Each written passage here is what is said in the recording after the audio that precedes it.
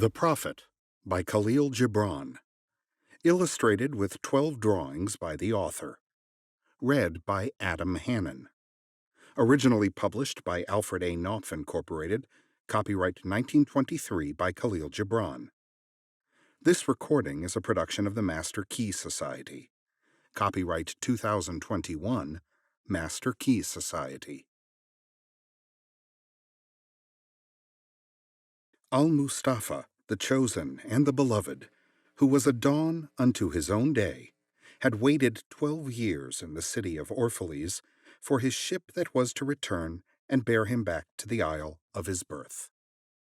And in the 12th year, on the 7th day of Elul, the month of reaping, he climbed the hill without the city walls and looked seaward, and he beheld his ship coming with the mist.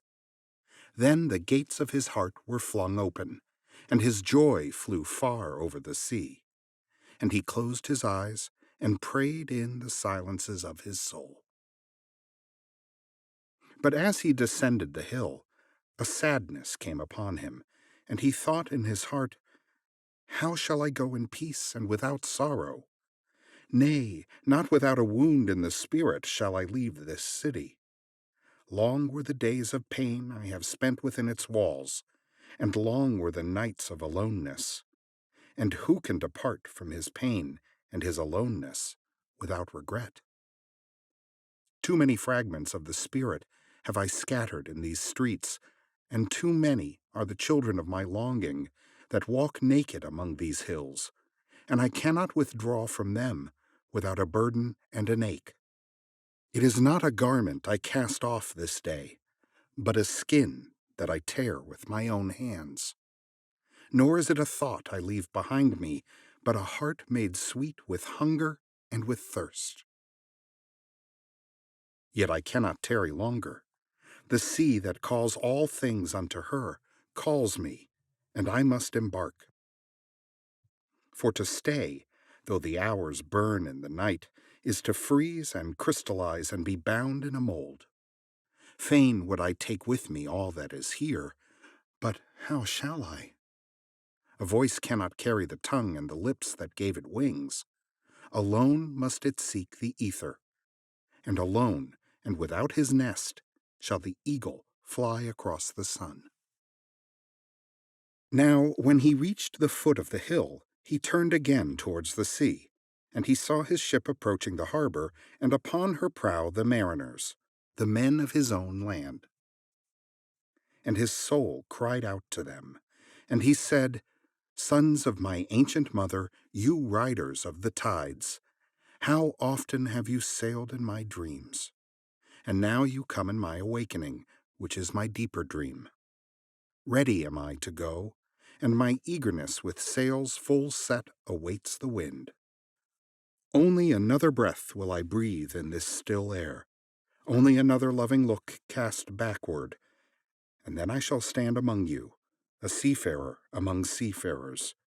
And you, vast sea, sleepless mother, who alone are peace and freedom to the river and the stream, only another winding will this stream make, only another murmur in this glade, and then shall I come to you, a boundless drop to a boundless ocean." And as he walked, he saw from afar men and women leaving their fields and their vineyards, and hastening towards the city gates. And he heard their voices calling his name, and shouting from field to field, telling one another of the coming of his ship. And he said to himself, "Shall the day of parting be the day of gathering? And shall it be said that my eve was in truth my dawn? And what shall I give unto him who has left his plough in mid-furrow, or to him who has stopped the wheel of his winepress? Shall my heart become a tree heavy laden with fruit, that I may gather and give unto them? And shall my desires flow like a fountain, that I may fill their cups? Am I a harp, that the hand of the mighty may touch me, or a flute, that his breath may pass through me? A seeker of silences am I, and what treasure have I found in silences that I may dispense with confidence? If this is my day of harvest, in what fields have I sowed the seed, and in what unremembered seasons? If this indeed be the hour in which I lift up my lantern, it is not my flame that shall burn therein. Empty and dark shall I raise my lantern, and the guardian of the night shall fill it with oil, and he shall light it also. These things he said in words, but much in his heart remained unsaid, for he himself could not speak his deeper secret. And when he entered into the city, all the people came to meet him, and they were crying out to him as with one voice. And the elders of the city stood forth and said, Go not yet away from us. A noontide have you been in our twilight, and your youth has given us dreams to dream. No stranger are you among us, nor a guest, but our son, and our dearly beloved. Suffer not yet our eyes to hunger for your face. And the priests and the priestesses said unto him, Let not the waves of the sea separate us now, and the years you have spent in our midst become a memory. You have walked among us a spirit, and your shadow has been a light upon our faces. Much have we loved you, but speechless was our love, and with veils has it been veiled.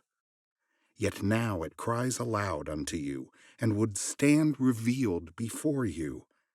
And ever has it been that love knows not its own depth until the hour of separation.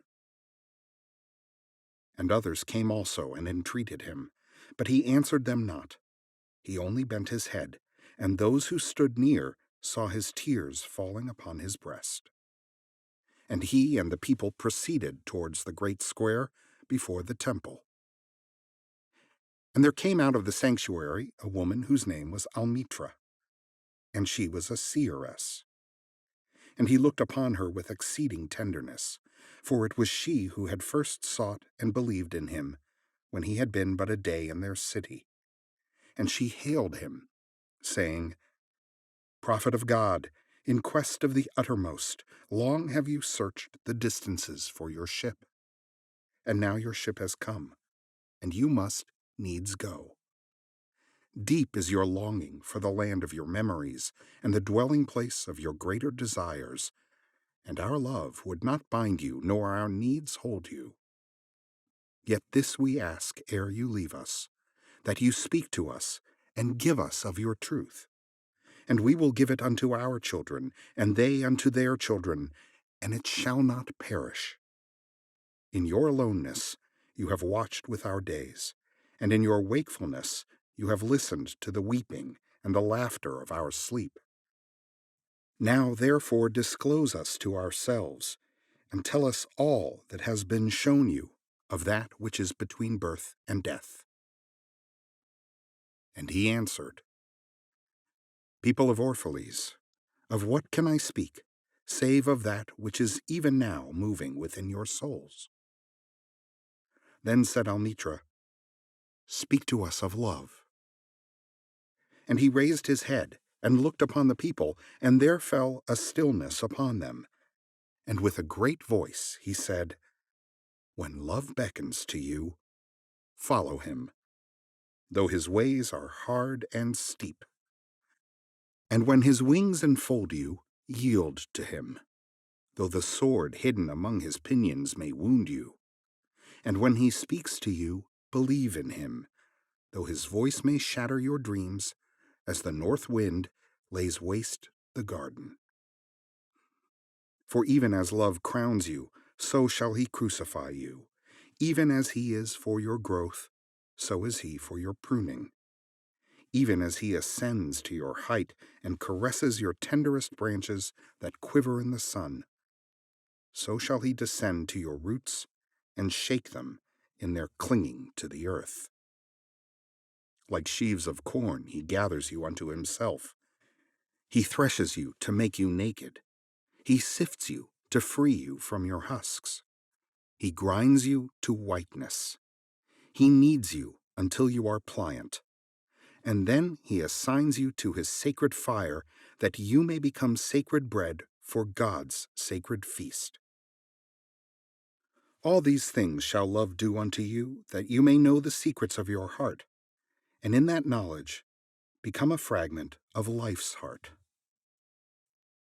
But if in your fear you would seek only love's peace and love's pleasure, then it is better for you that you cover your nakedness and pass out of love's threshing floor into the seasonless world, where you shall laugh, but not all of your laughter, and weep, but not all of your tears.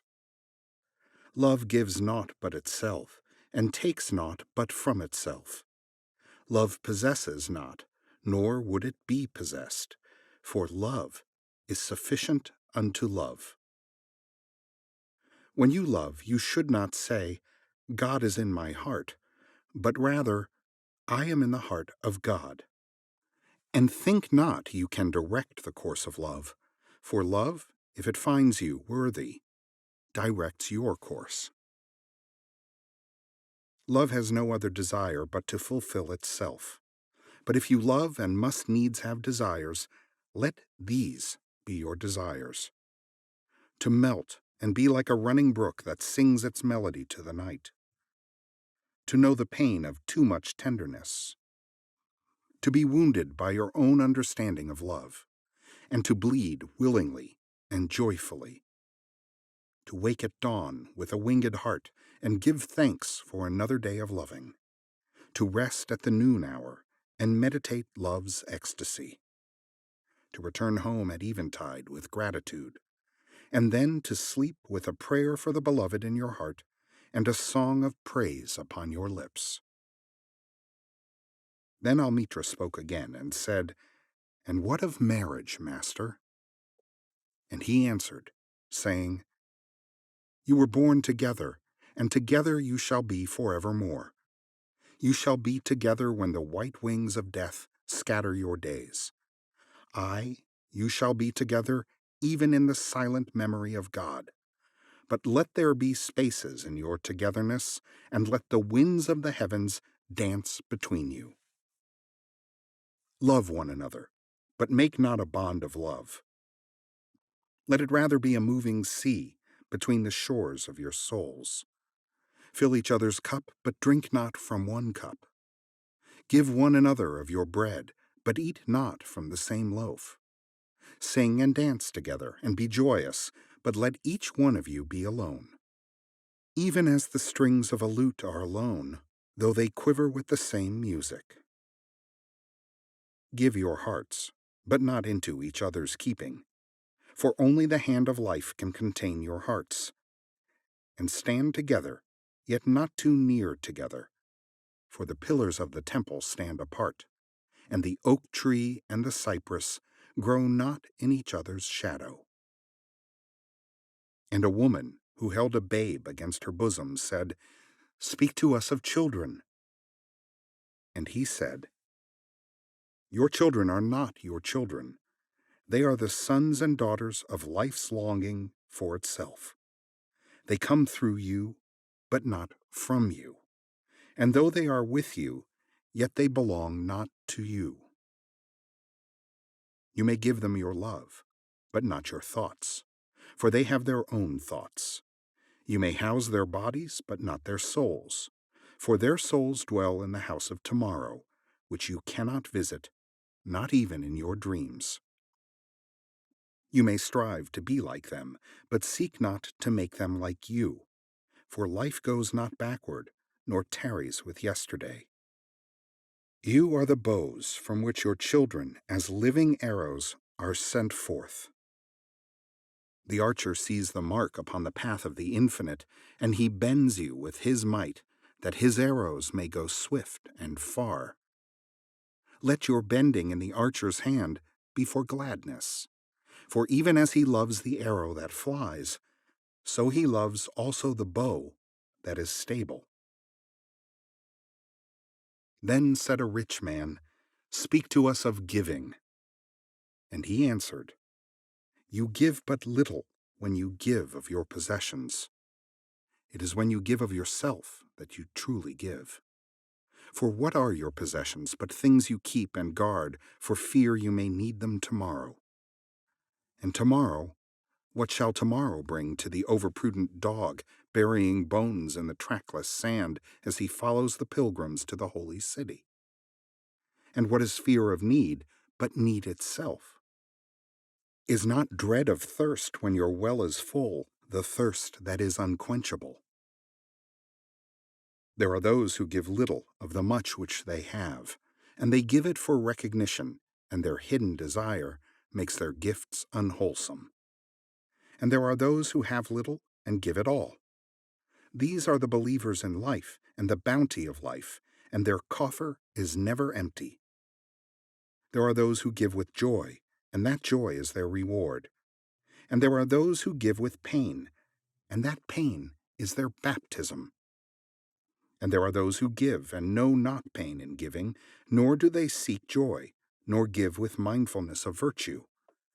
They give as in yonder valley the myrtle breathes its fragrance into space. Through the hands of such as these God speaks, and from behind their eyes he smiles upon the earth. It is well to give when asked, but it is better to give unasked, through understanding. And to the open-handed the search for one who shall receive is joy greater than giving. And is there aught you would withhold? All you have shall some day be given. Therefore give now, that the season of giving may be yours, and not your inheritors. You often say, I would give, but only to the deserving.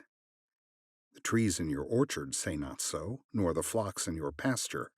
They give that they may live, for to withhold is to perish.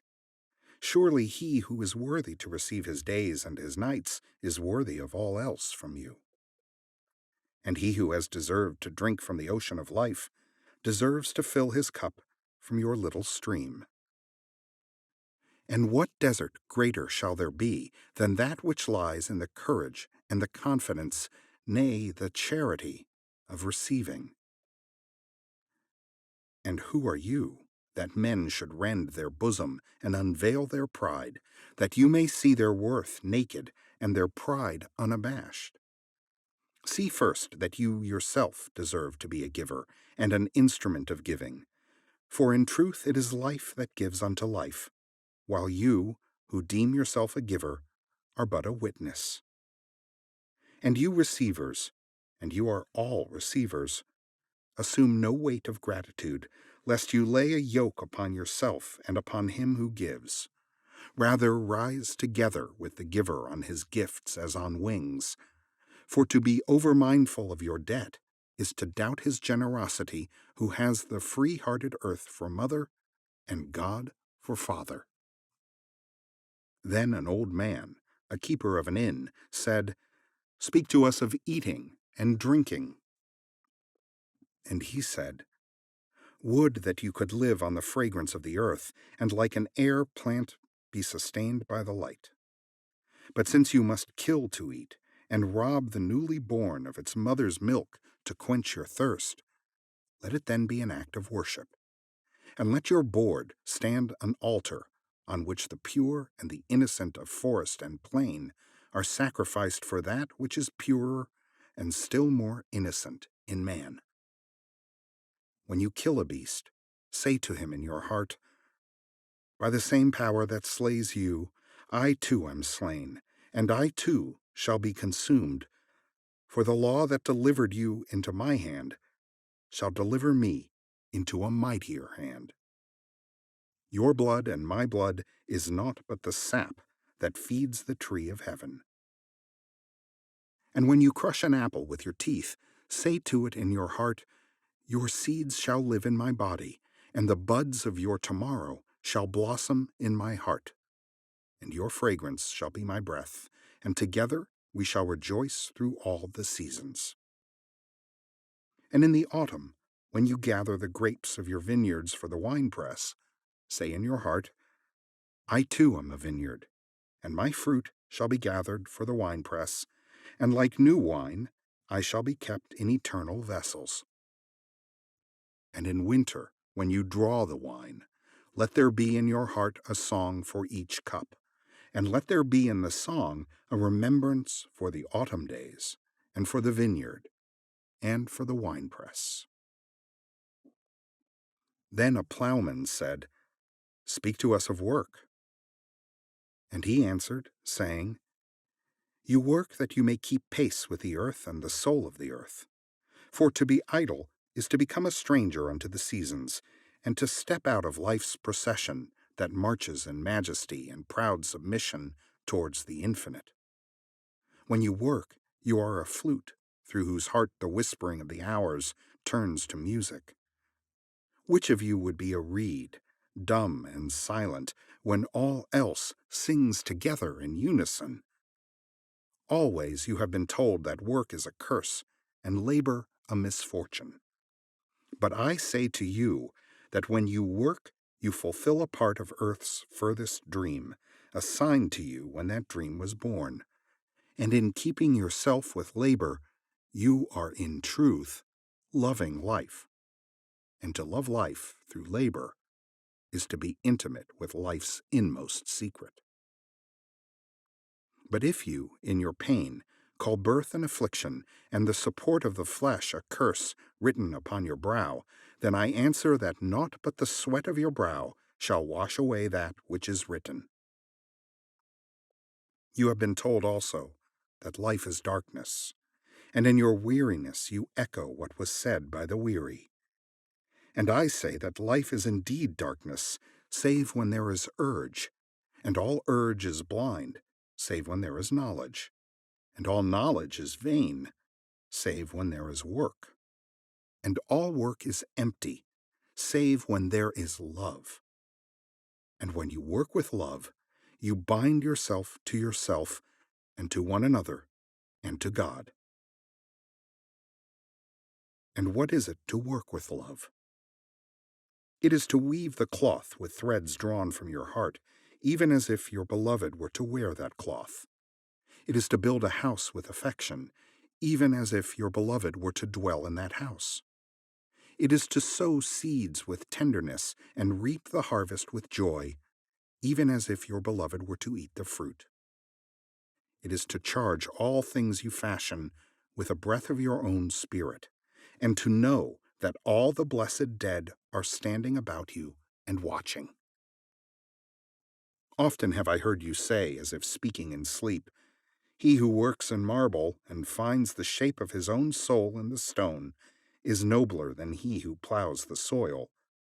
And he who seizes the rainbow to lay it on a cloth in the likeness of man is more than he who makes the sandals for our feet.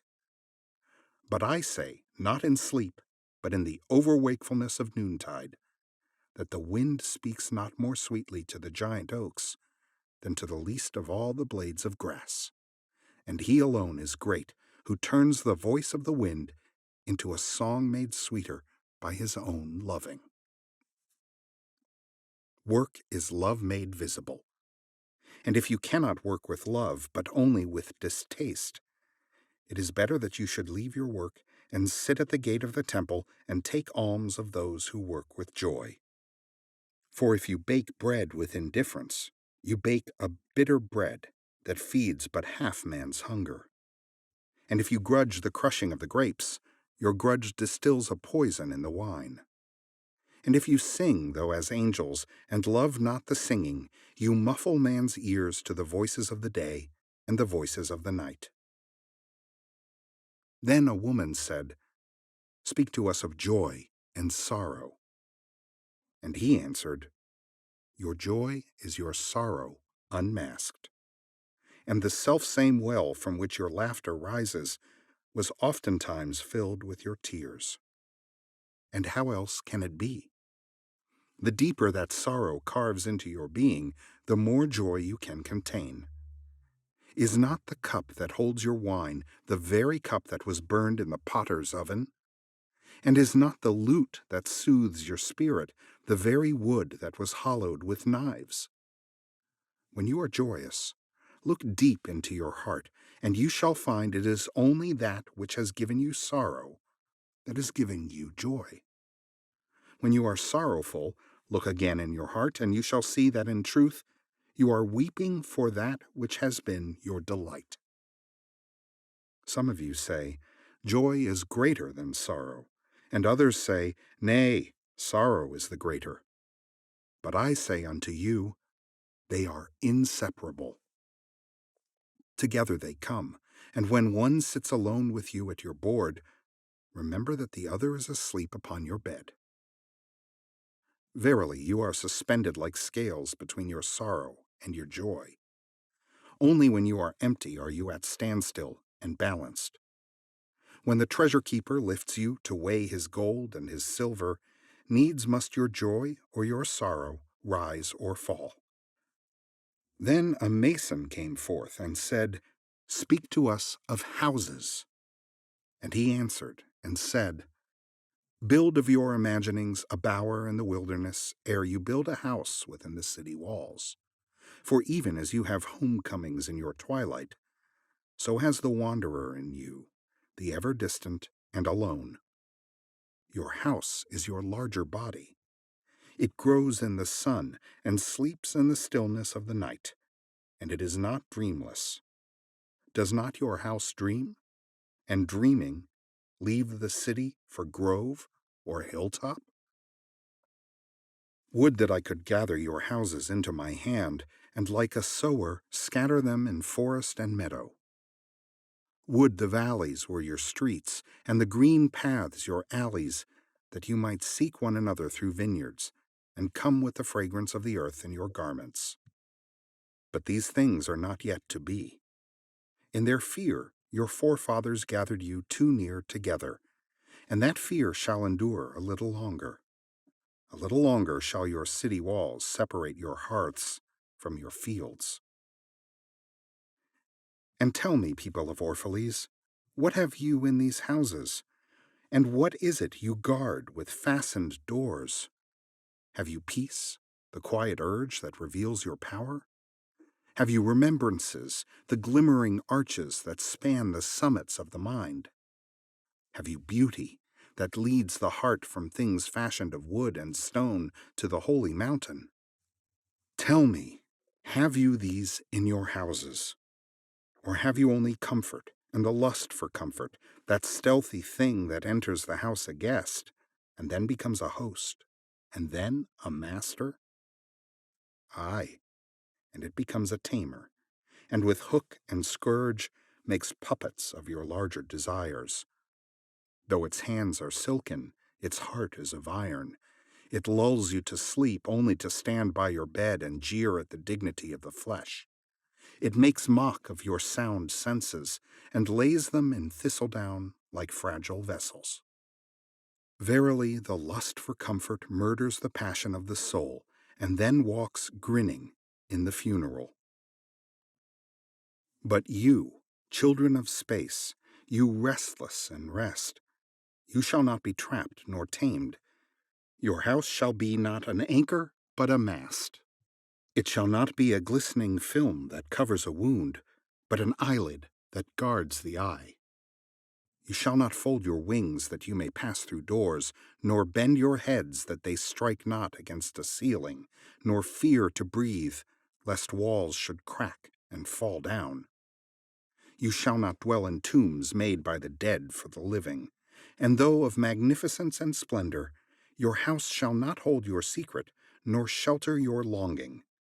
For that which is boundless in you abides in the mansion of the sky, whose door is the morning mist, and whose windows are the songs and the silences of night. And the weaver said, Speak to us of clothes. And he answered, Your clothes conceal much of your beauty, yet they hide not the unbeautiful.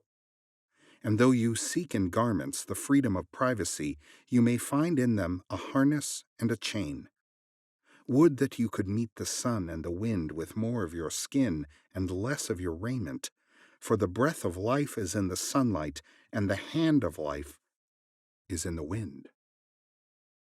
Some of you say, It is the north wind who has woven the clothes we wear.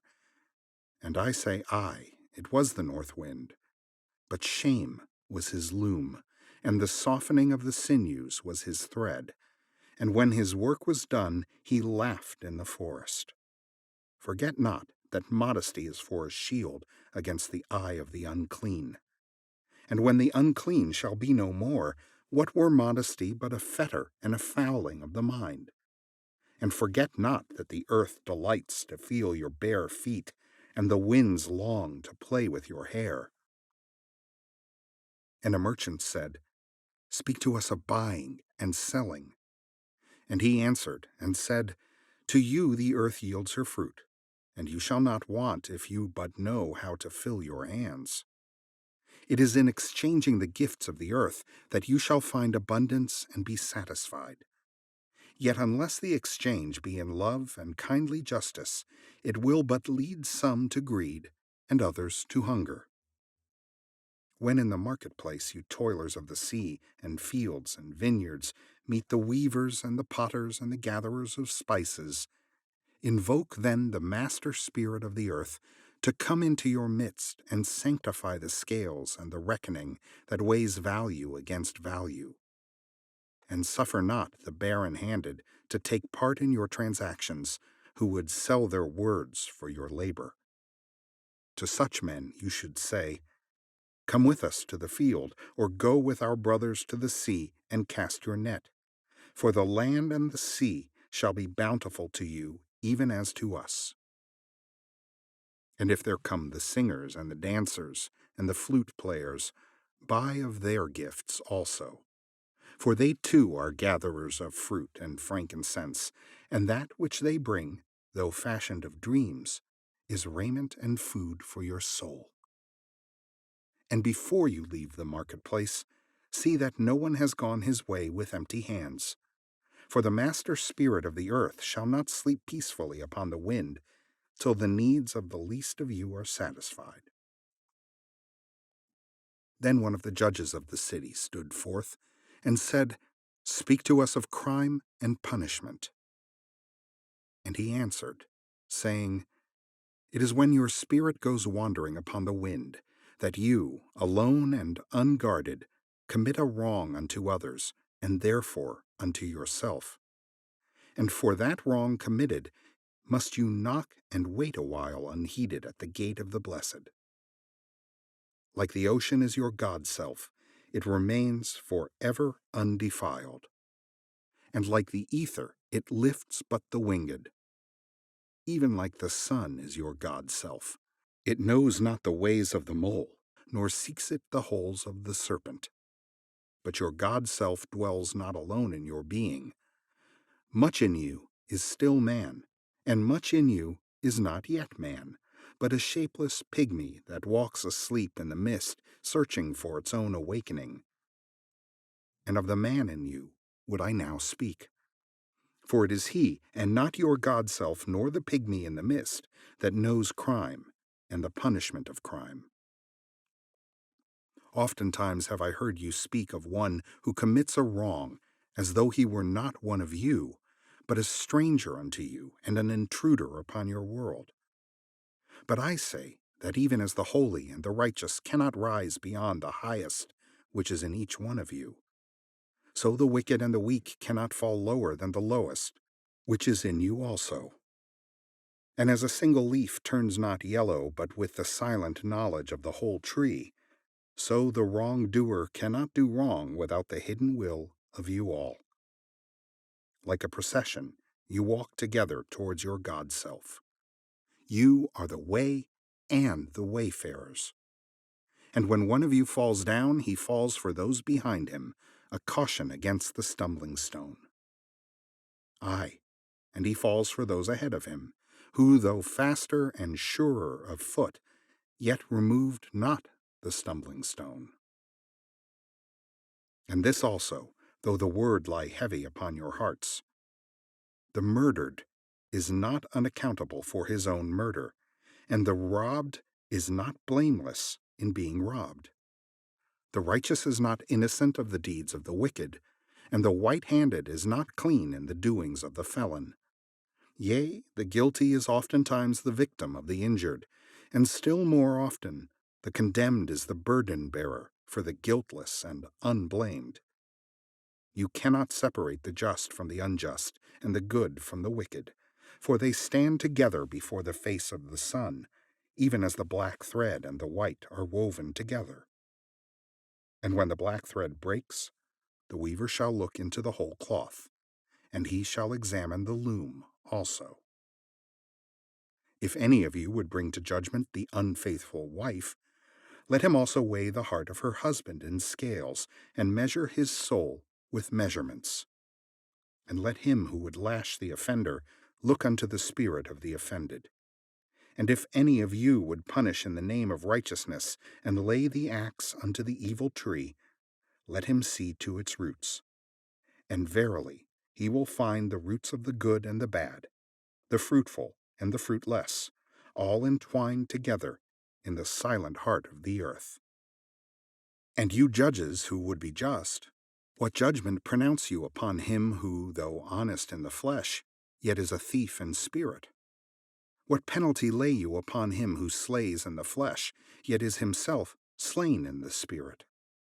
And how prosecute you him who in action is a deceiver and an oppressor, yet who also is aggrieved and outraged? And how shall you punish those whose remorse is already greater than their misdeeds?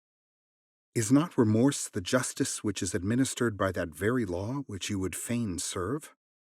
Yet you cannot lay remorse upon the innocent, nor lift it from the heart of the guilty. Unbidden shall it call in the night, that men may wake and gaze upon themselves. And you who would understand justice, how shall you, unless you look upon all deeds in the fullness of light? Only then shall you know that the erect and the fallen are but one man standing in twilight between the night of his pygmy self and the day of his god self, and that the cornerstone of the temple is not higher than the lowest stone in its foundation. Then a lawyer said, "But what of our laws, master?" And he answered, "You delight in laying down laws, yet you delight more in breaking them. Like children playing by the ocean, who build sand towers with constancy and then destroy them with laughter. But while you build your sand towers, the ocean brings more sand to the shore, and when you destroy them, the ocean laughs with you. Verily, the ocean laughs always with the innocent. But what of those to whom life is not an ocean, and man-made laws are not sand towers, but to whom life is a rock, and the law a chisel, with which they would carve it in their own likeness? What of the cripple who hates dancers? What of the ox who loves his yoke, and deems the elk and deer of the forest stray and vagrant things? What of the old serpent who cannot shed his skin, and calls all others naked and shameless? And of him who comes early to the wedding feast, and when overfed and tired goes his way, saying that all feasts are violation, and all feasters lawbreakers? What shall I say of these, save that they too stand in the sunlight, but with their backs to the sun? They see only their shadows, and their shadows are their laws. And what is the sun to them but a caster of shadows? And what is it to acknowledge the laws, but to stoop down and trace their shadows upon the earth? But you who walk facing the sun, what images drawn on the earth can hold you? You who travel with the wind, what weather vane shall direct your course? What man's law shall bind you if you break your yoke, but upon no man's prison door? What laws shall you fear if you dance, but stumble against no man's iron chains? And who is he that shall bring you to judgment if you tear off your garment, yet leave it in no man's path? People of Orphalese, you can muffle the drum, and you can loosen the strings of the lyre, but who shall command the skylark not to sing? And an orator said, "Speak to us of freedom." And he answered, "At the city gate and by your fireside I have seen you prostrate yourself and worship your own freedom, even as slaves humble themselves before a tyrant and praise him though he slays them. I, in the grove of the temple, and in the shadow of the citadel, I have seen the freest among you wear their freedom as a yoke and a handcuff. And my heart bled within me, for you can only be free when even the desire of seeking freedom becomes a harness to you, and when you cease to speak of freedom as a goal and a fulfillment. You shall be free indeed when your days are not without a care, nor your nights without a want and a grief, but rather when these things girdle your life, and yet you rise above them, naked and unbound.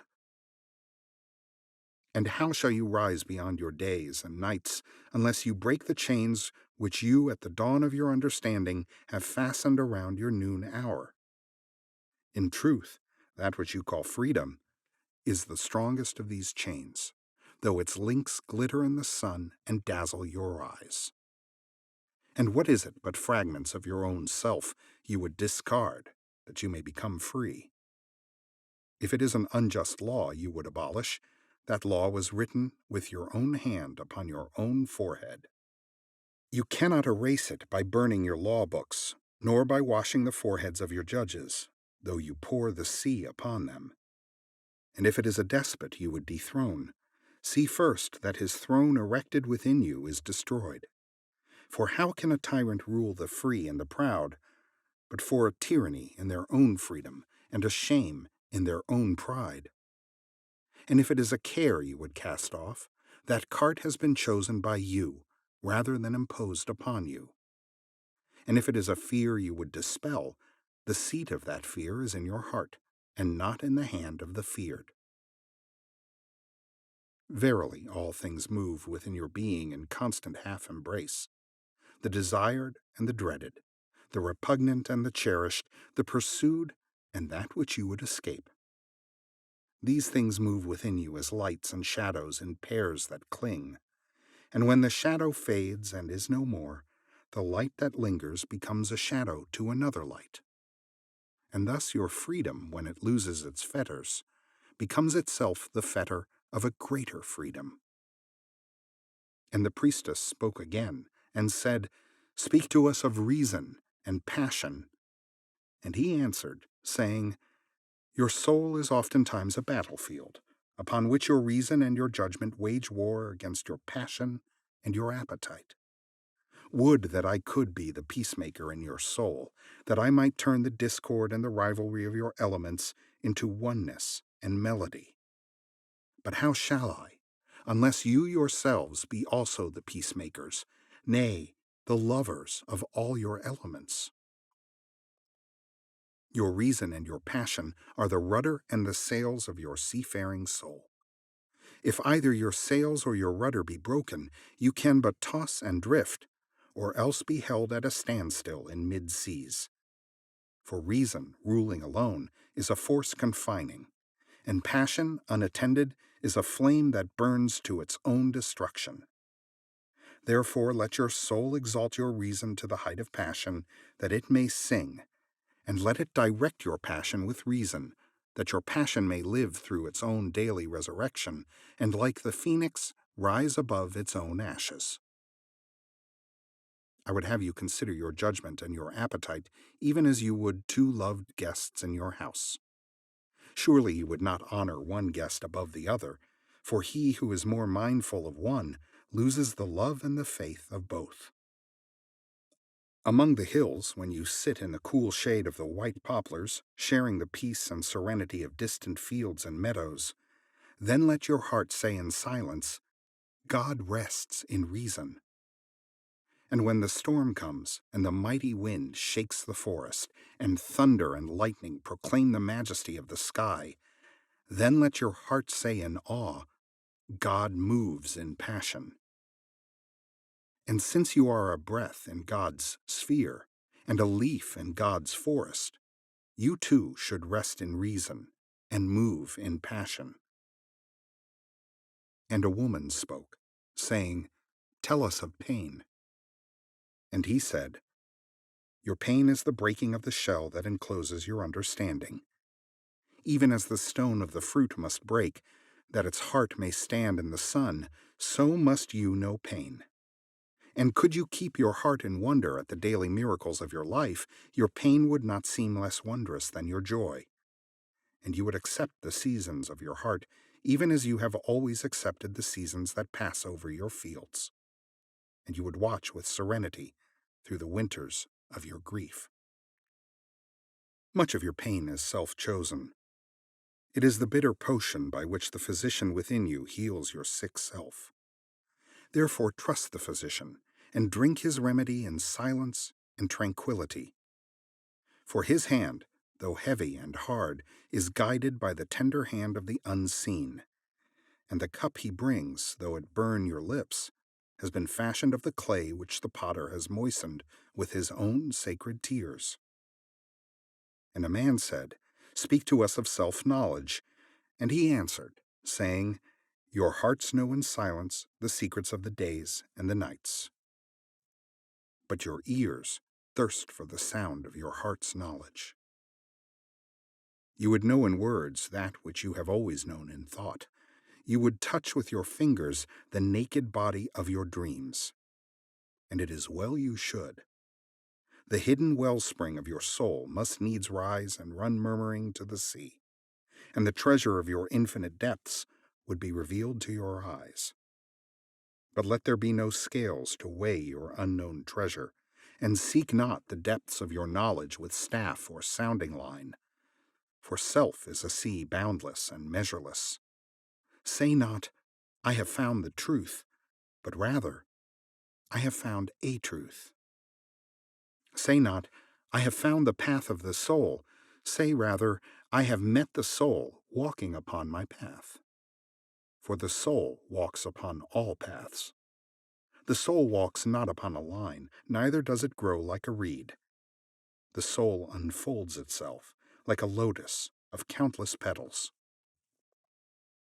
Then said a teacher, "Speak to us of teaching." And he said, "No man can reveal to you aught but that which already lies half asleep in the dawning of your knowledge. The teacher who walks in the shadow of the temple among his followers gives not of his wisdom, but rather of his faith and his lovingness. If he is indeed wise, he does not bid you enter the house of his wisdom, but rather leads you to the threshold of your own mind. The astronomer may speak to you of his understanding of space, but he cannot give you his understanding. The musician may sing to you of the rhythm which is in all space, but he cannot give you the ear which arrests the rhythm, nor the voice that echoes it. And he who is versed in the science of numbers can tell of the regions of weight and measure, but he cannot conduct you thither. For the vision of one man lends not its wings to another man. And even as each one of you stands alone in God's knowledge, so must each one of you be alone in his knowledge of God and in his understanding of the earth." And a youth said, "Speak to us of friendship." And he answered, saying, "Your friend is your needs answered.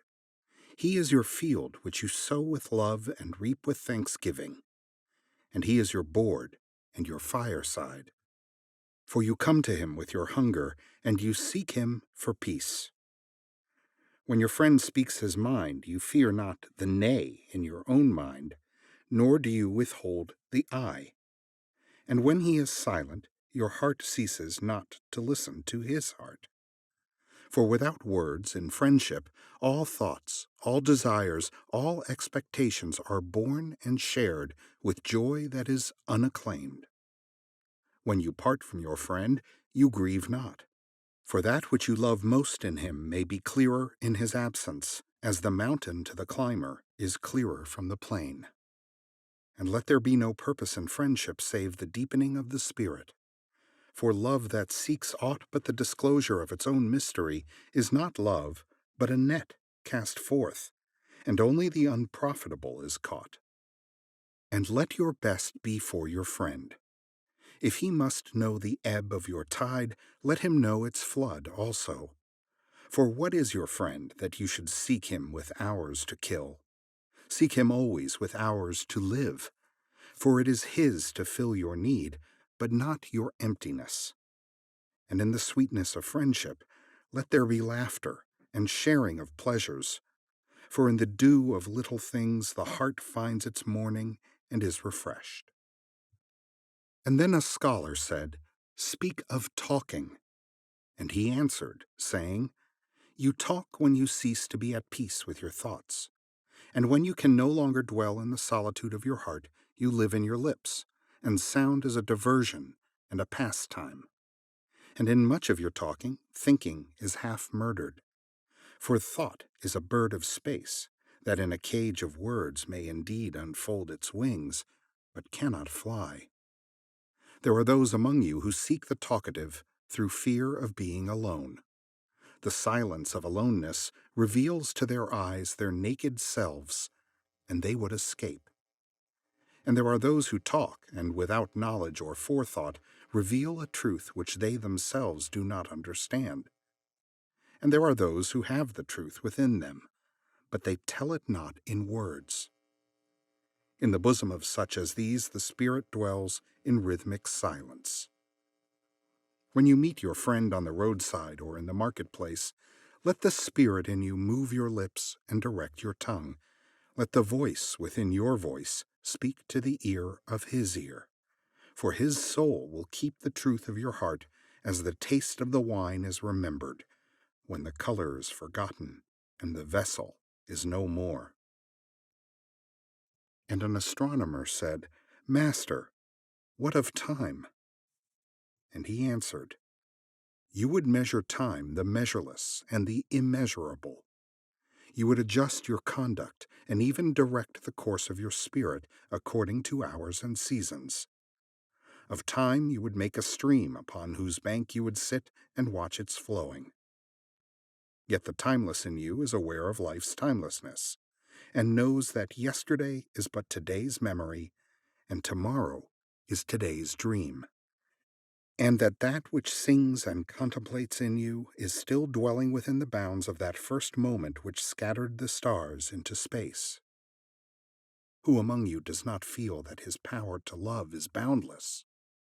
And yet who does not feel that very love, though boundless, encompassed within the center of his being, and moving not from love thought to love thought, nor from love deeds to other love deeds? And is not time, even as love is, undivided and spaceless? But if in your thought you must measure time into seasons, let each season encircle all the other seasons, and let today embrace the past with remembrance and the future with longing." And one of the elders of the city said, "Speak to us of good and evil." And he answered, "Of the good in you I can speak, but not of the evil. For what is evil but good tortured by its own hunger and thirst? Verily, when good is hungry, it seeks food even in dark caves, and when it thirsts, it drinks even of dead waters. You are good when you are one with yourself. Yet when you are not one with yourself, you are not evil. For a divided house is not a den of thieves. It is only a divided house.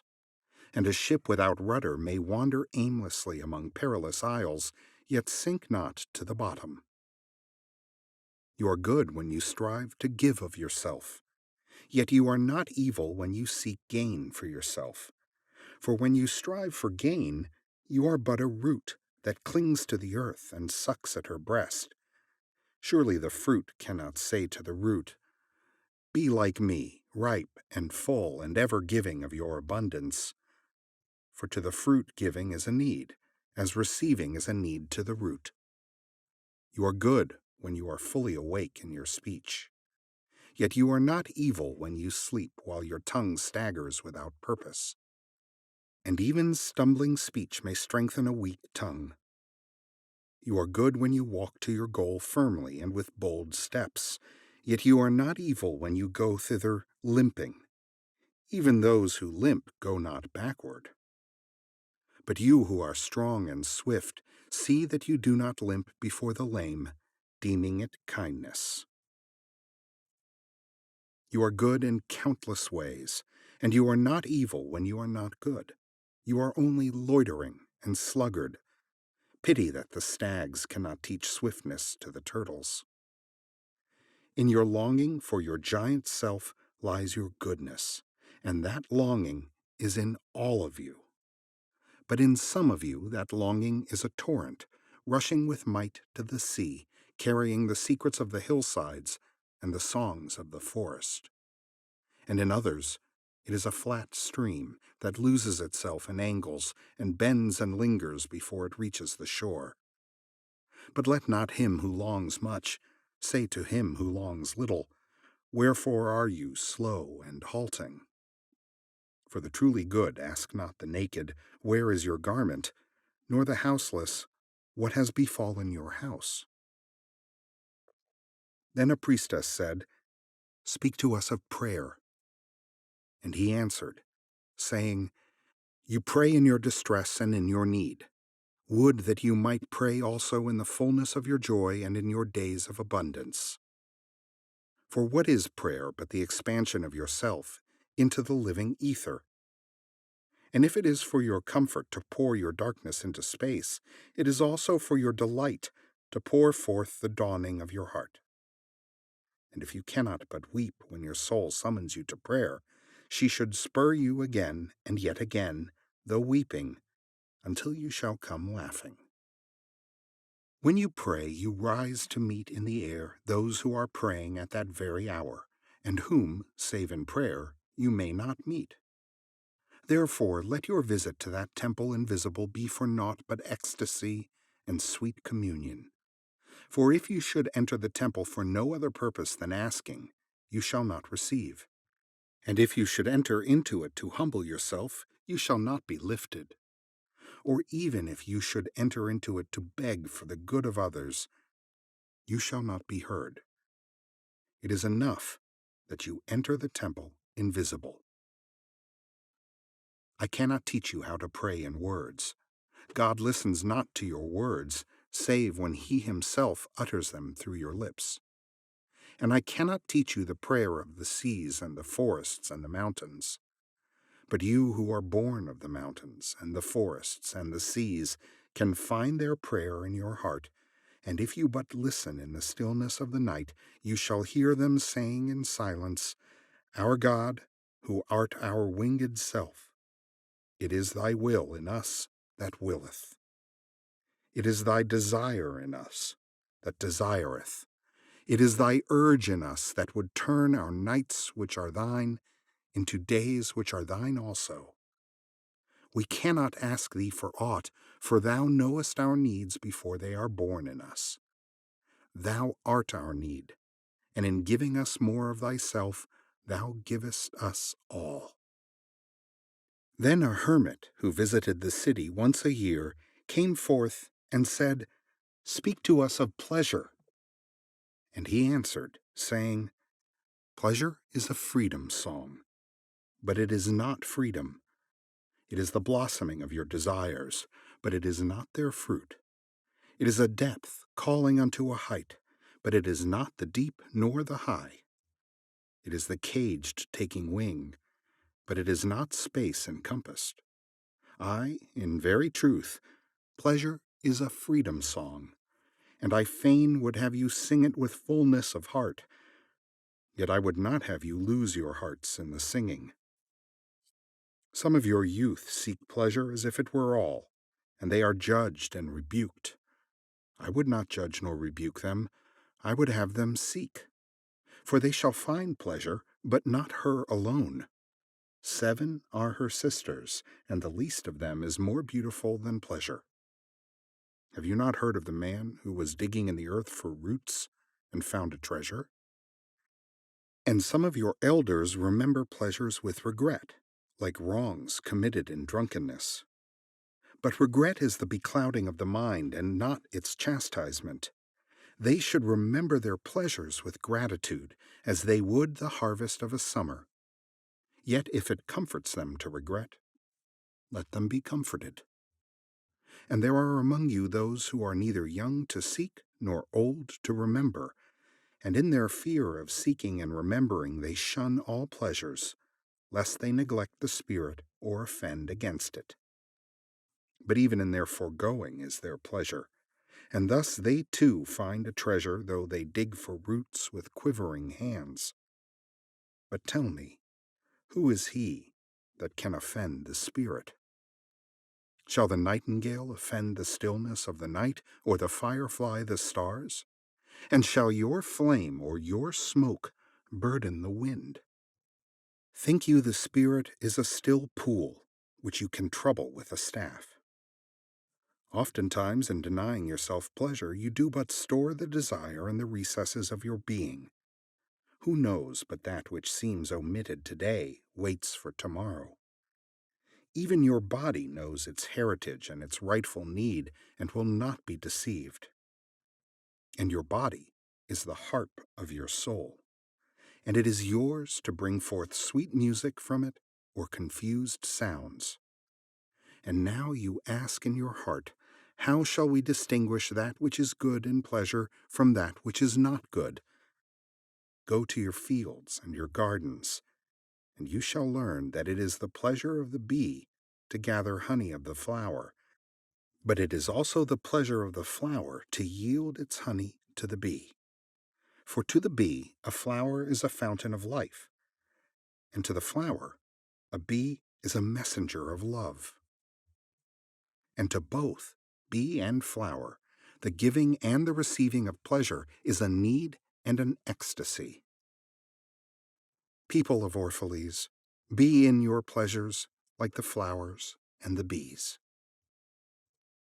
And a poet said, speak to us of beauty. And he answered, where shall you seek beauty, and how shall you find her, unless she herself be your way and your guide? And how shall you speak of her, except she be the weaver of your speech? The aggrieved and the injured say, beauty is kind and gentle, like a young mother, half shy of her own glory, she walks among us. And the passionate say, nay, beauty is a thing of might and dread, like the tempest, she shakes the earth beneath us and the sky above us. The tired and the weary say, beauty is of soft whisperings, she speaks in our spirit. Her voice yields to our silences like a faint light that quivers in fear of the shadow. But the restless say, we have heard her shouting among the mountains, and with her cries came the sound of hoofs and the beating of wings and the roaring of lions. At night, the watchmen of the city say, beauty shall rise with the dawn from the east. And at noontide, the toilers and the wayfarers say, we have seen her leaning over the earth from the windows of the sunset. In winter, say the snowbound, she shall come with the spring, leaping upon the hills. And in the summer heat, the reapers say, we have seen her dancing with the autumn leaves, and we saw a drift of snow in her hair. All these things have you said of beauty. Yet in truth you spoke not of her, but of needs unsatisfied. And beauty is not a need, but an ecstasy. It is not a mouth thirsting, nor an empty hand stretched forth, but rather a heart inflamed and a soul enchanted. It is not the image you would see, nor the song you would hear, but rather an image you see though you close your eyes, and a song you hear though you shut your ears.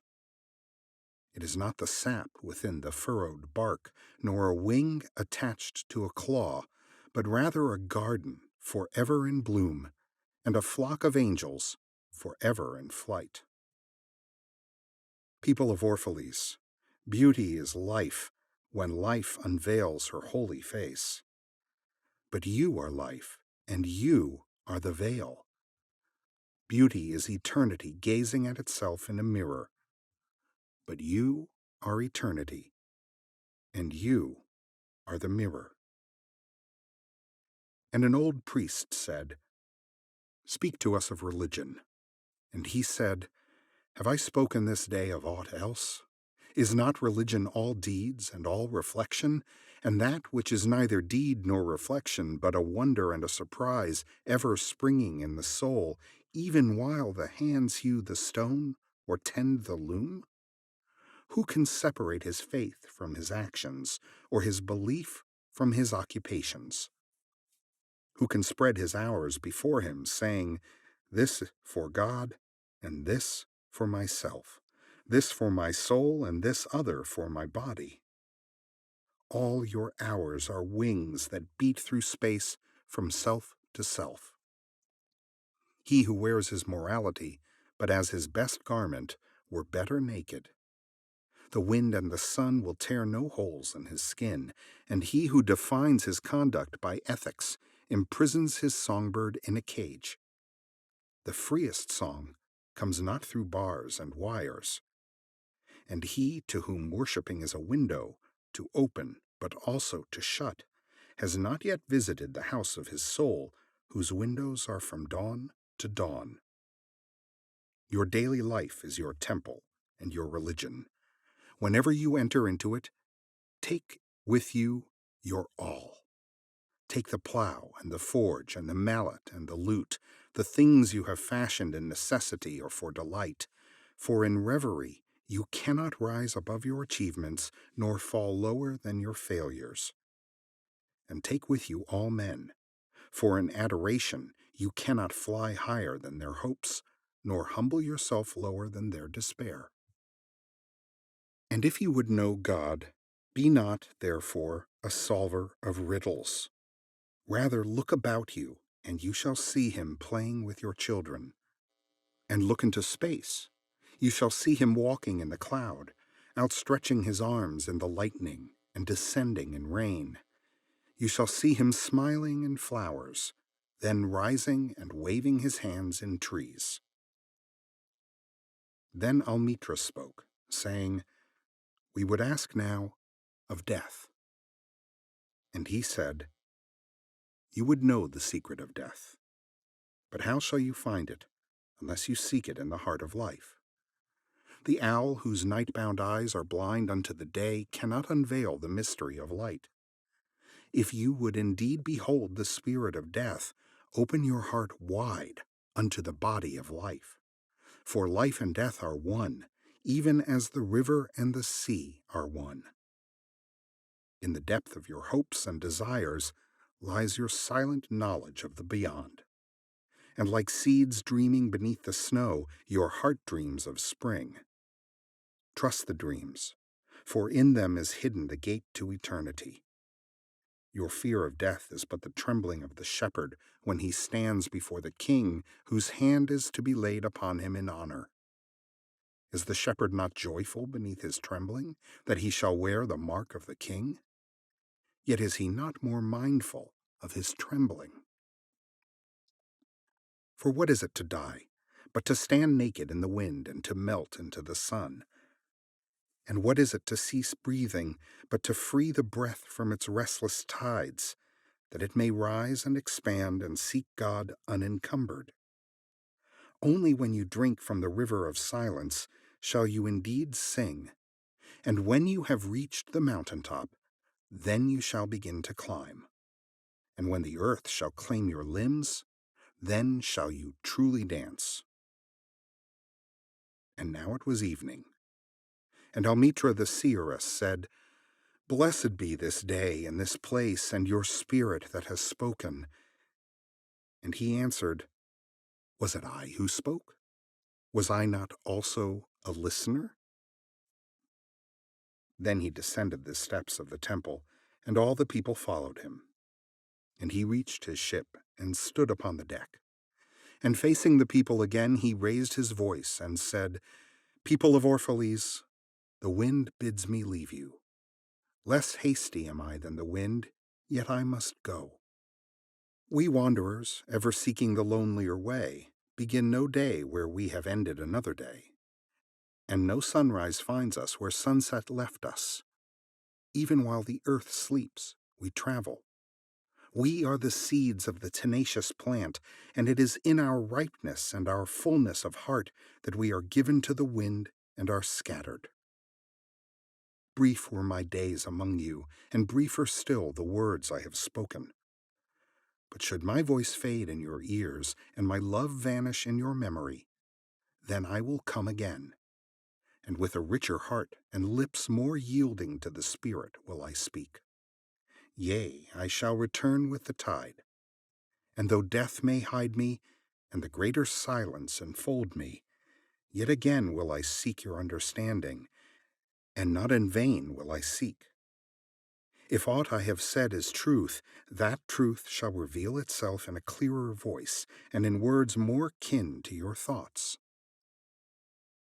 I go with the wind, people of Orphalese, but not down into emptiness.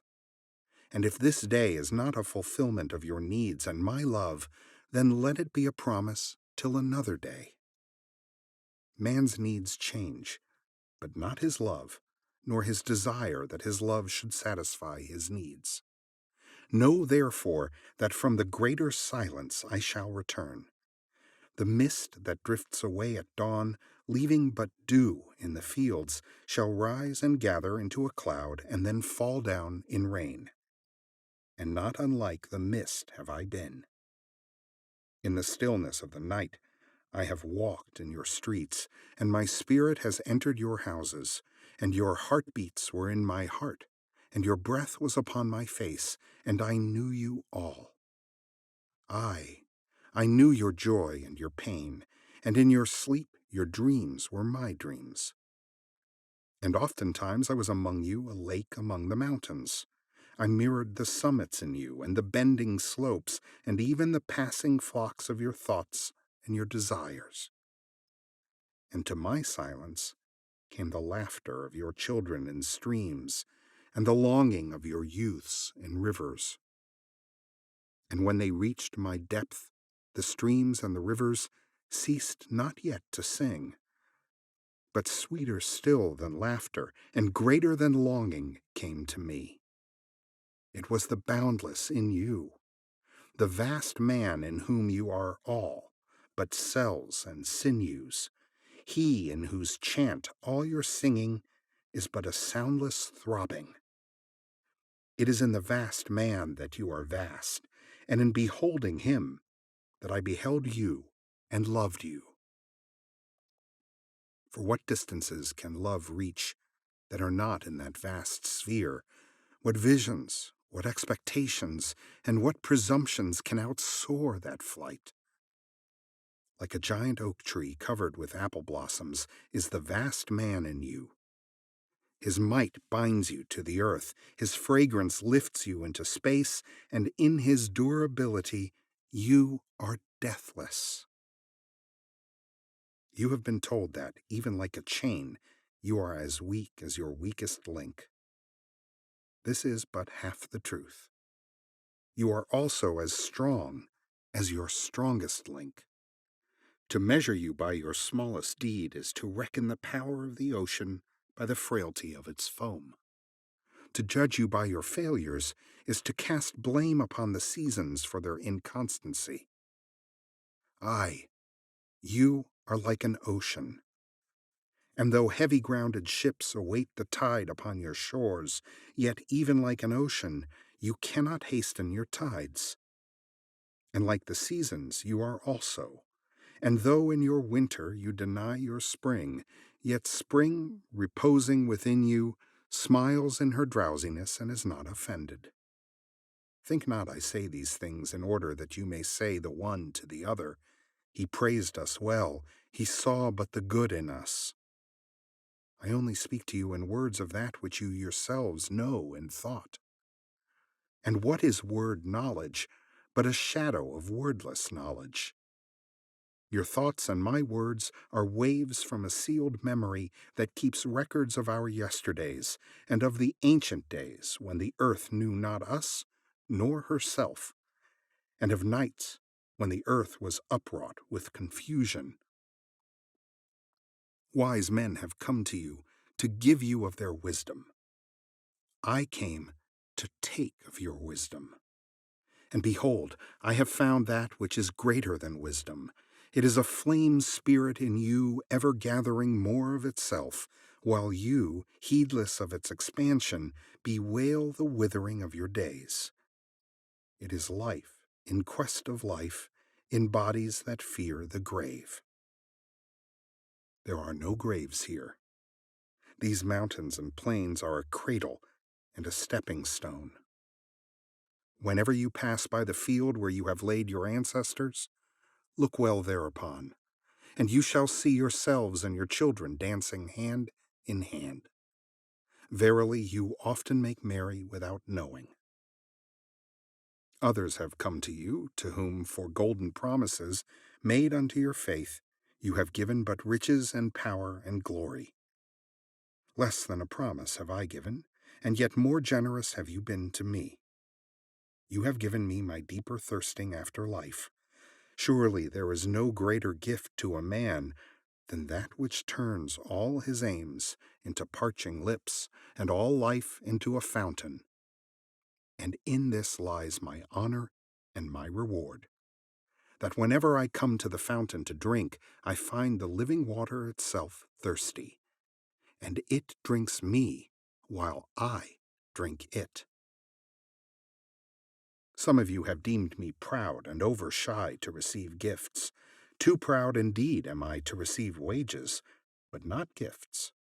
And though I have eaten berries among the hills when you would have had me sit at your board, and slept in the portico of the temple when you would gladly have sheltered me, yet was it not your loving mindfulness of my days and my nights that made food sweet to my mouth and girdled my sleep with visions.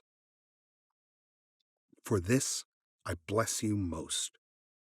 You give much, and know not that you give at all. Verily, the kindness that gazes upon itself in a mirror turns to stone, and a good deed that calls itself by tender names becomes the parent to a curse. And some of you have called me aloof, and drunk with my own aloneness. And you have said, he holds counsel with the trees of the forest, but not with men. He sits alone on hilltops and looks down upon our city. True it is that I have climbed the hills and walked in remote places. How could I have seen you save from a great height or a great distance? How can one be indeed near unless he be far? And others among you called unto me, not in words, and they said, Stranger, stranger, lover of unreachable heights, why dwell you among the summits where eagles build their nests? Why seek you the unattainable?